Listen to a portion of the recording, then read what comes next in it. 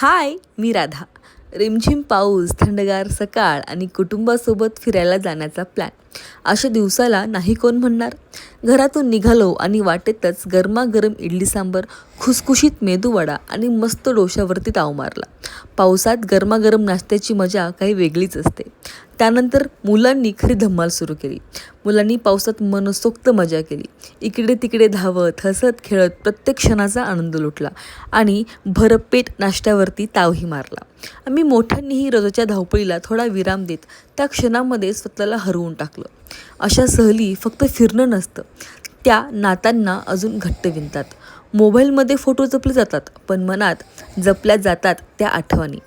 कुटुंबासोबत घालवलेले असे पावसाळी क्षण आयुष्यभर चेहऱ्यावरती हसू आणत राहतात. त्यानंतर आम्ही पुढच्या प्रवासाला निघालो आणि पार्ट 2मध्ये पुढे आम्ही कुठे कुठे गेलो, काय काय मजा केली हे सांगणार आहे. So stay tune. बाय.